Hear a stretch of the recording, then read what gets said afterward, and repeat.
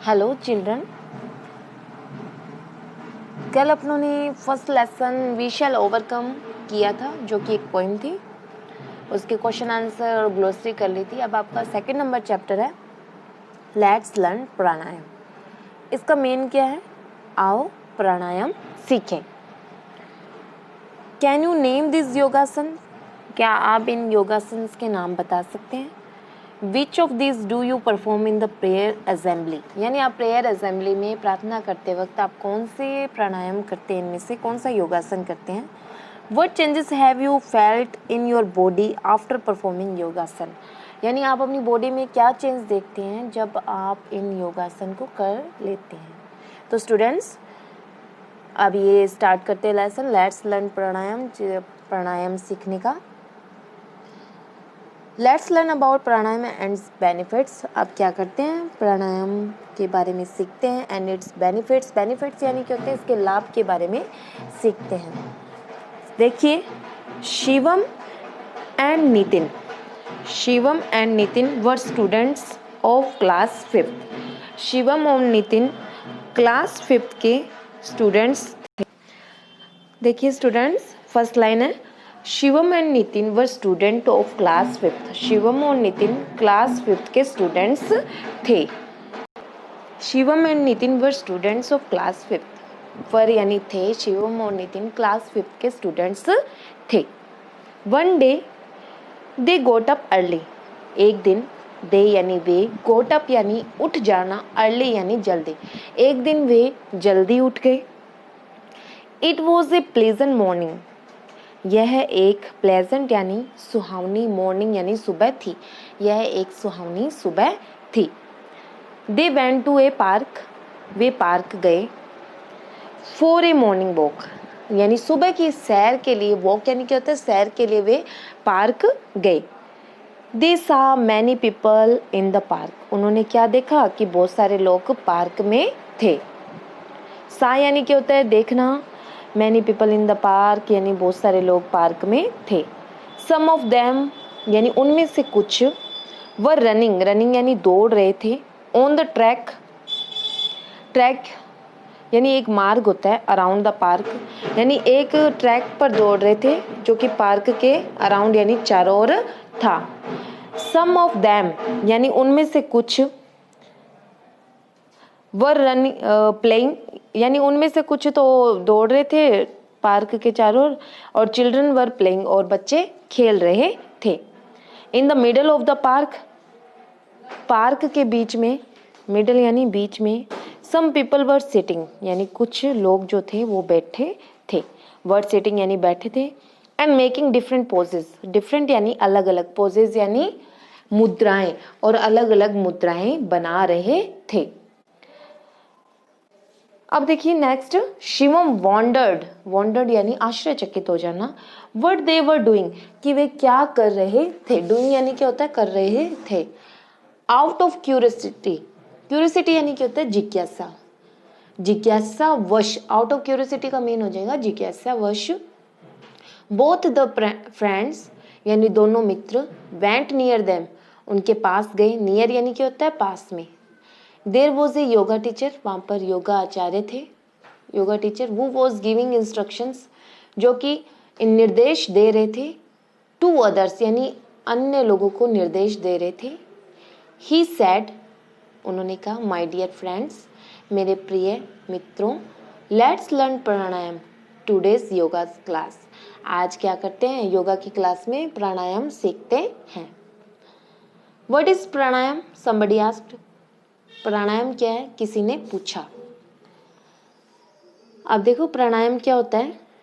Pranayama is control and extension of the breath. Pranayama क्या होता है, हमारी ब्रीथ को, हमारी सांस को कंट्रोल यानी नियंत्रित करके रखते हैं, एक्सटेंशन यानी उनका विस्तार करता है।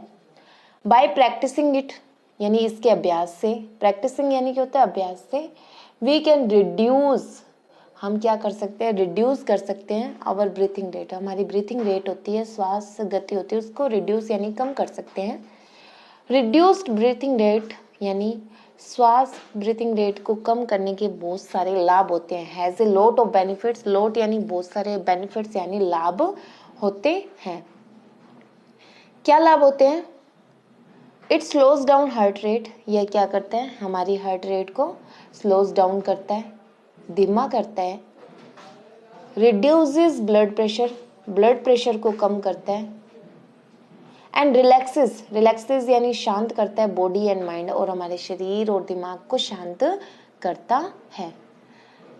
प्राणायाम इंक्रीजेस आवर लाइफ एक्सपेक्टेंसी, प्राणायाम क्या बढ़ाता है? इंक्रीज यानी क्या होता है? बढ़ाना। आवर यानी हमारी, लाइफ यानी जीवन, एक्सपेक्टेंसी यानी क्षमता को बढ़ाता है, हमारे जीवन जीने की क्षमता को बढ़ाता है। अब योगा टीचर क्या कह रहे हैं? प्राणायाम शुड बी डन, प्राणायाम कब करना चाहिए? ऑन एन एम्पटी, एम्पटी यानी खाली पेट, स्टमक यानी पेट, प्राणायाम को खाली पेट करना चाहिए। प्रेफरेबली इन द मॉर्निंग, यानी सामान्यतः कब करना चाहिए? मॉर्निंग यानी सुबह में करना चाहिए। You can also do it in the evening, तुम इसे इवनिंग में भी कर सकते हो, बट लेकिन क्या? There should be a gap, यानी एक अंतराल होना चाहिए, गैप होना चाहिए ऑफ 4 आवर्स, यानी 4 घंटों का अंतराल होना चाहिए उनके बीच में। अगर अपनों ने खाना खा लिया, खाना खाने के 4 घंटे के बाद हमें इसे करना चाहिए। आफ्टर द लास्ट मील, यानी लास्ट मील होता है ना, उसके 4 घंटे बाद, यानी 4 घंटे पहले या 4 घंटे बाद इसको करना चाहिए। आफ्टर यानी बाद में करना चाहिए।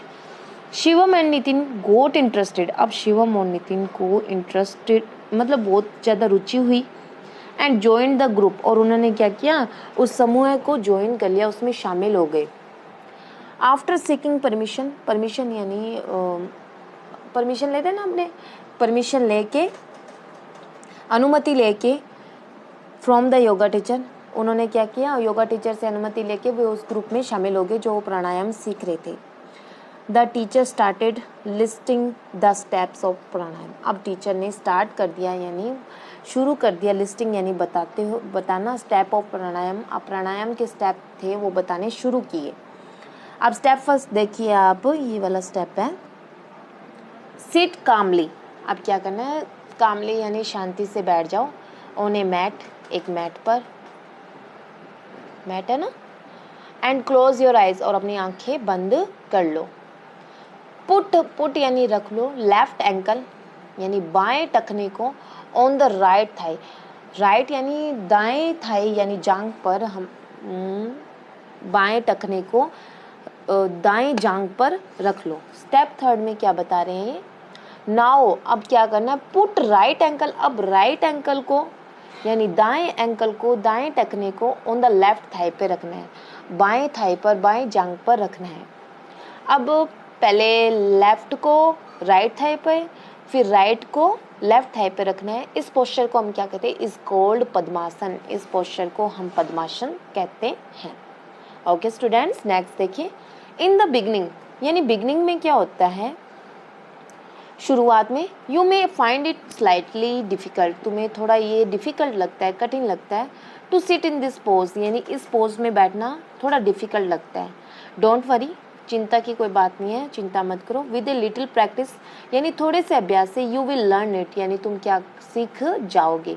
पहले तो पद्मासन करने में आपको थोड़ा डिफिकल्ट लगेगा, लेकिन आप थोड़े से समय में इसको सीख जाओगे। अब देखिए नेक्स्ट स्टेप फोर्थ में क्या बता रहे हैं ये?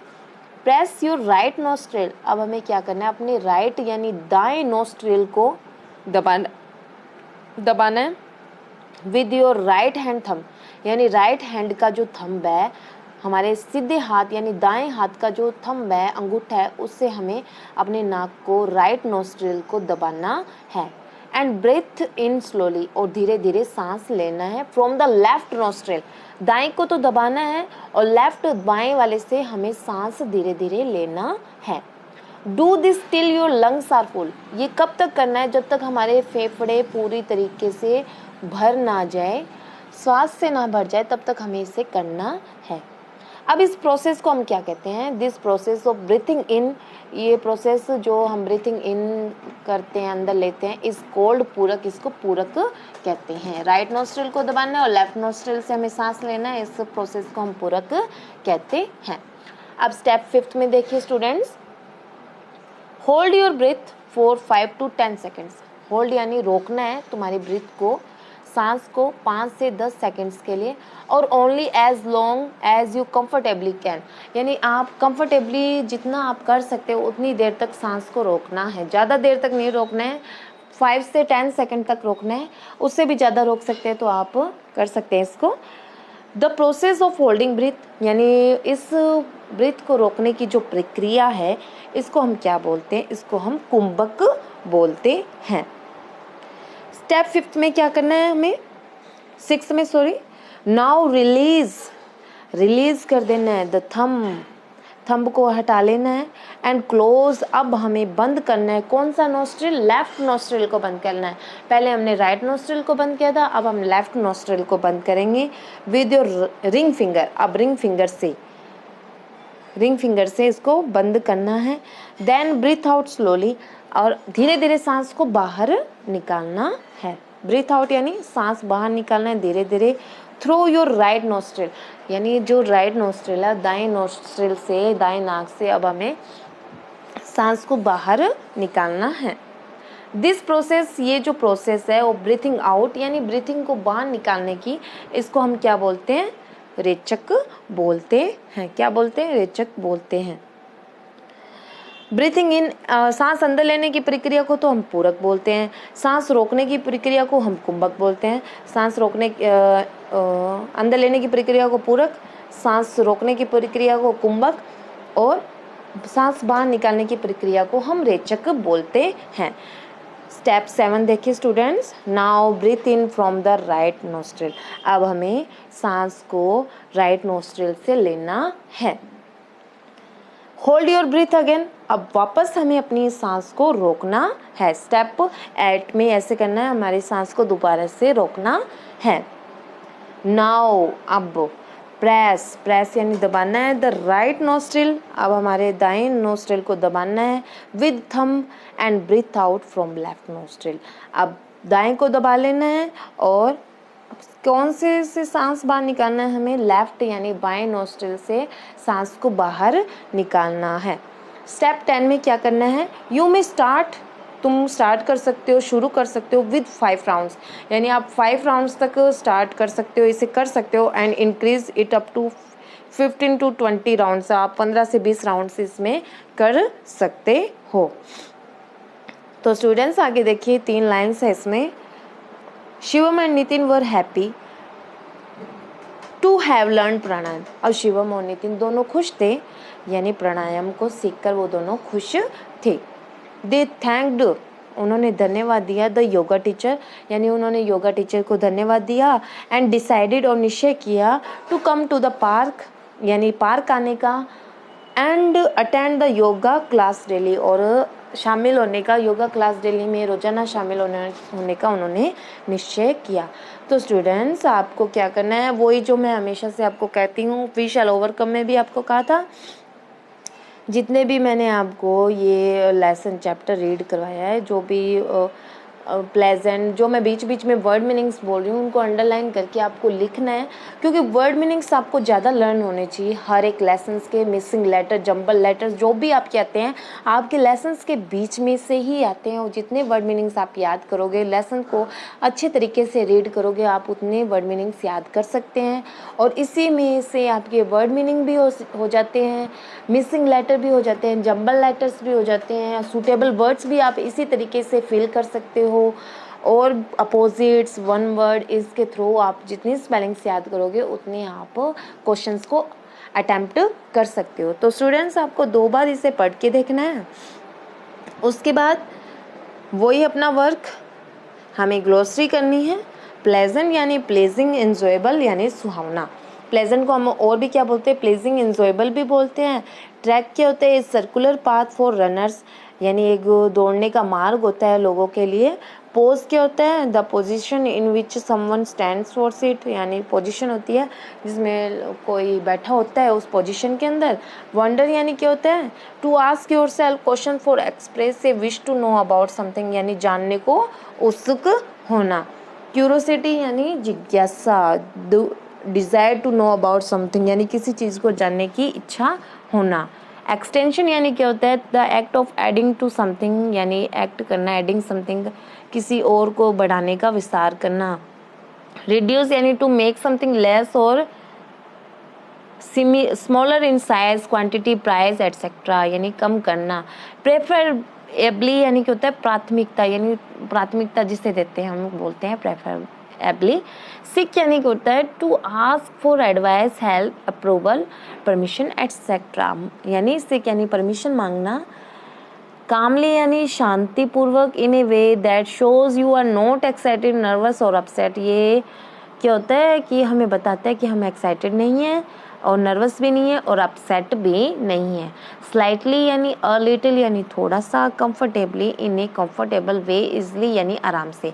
तो फर्स्ट ऑफ ऑल आपको ये ग्लोसरी अपनी नोटबुक में चैप्टर सेकंड लिख के आप इसको करेंगे। ओके, बाकी का जो मैटर है वो अपने कल रीड करेंगे। आपको चैप्टर सेकंड में ओनली क्या करना है? ओनली इसे रीड करना है। जो भी आपको वर्ड मीनिंग ईजी लगे उसको आप जब लेसन को रीड करेंगे तो जो वर्ड मीनिंग मैं बोलती जा रही हूँ उसमें आप अंडरलाइन करते जाइएगा और उसके नीचे वर्ड मीनिंग्स को राइट डाउन करते जाइएगा। स्पेलिंग भी आपको याद होनी चाहिए और ओनली आपको चैप्टर सेकंड लिख के ग्लोसरी करनी है और कल अपने इसके क्वेश्चन आंसर्स वगैरह एक्टिविटीज़ करेंगे। Okay students, have a good day. Thanks for watching this video.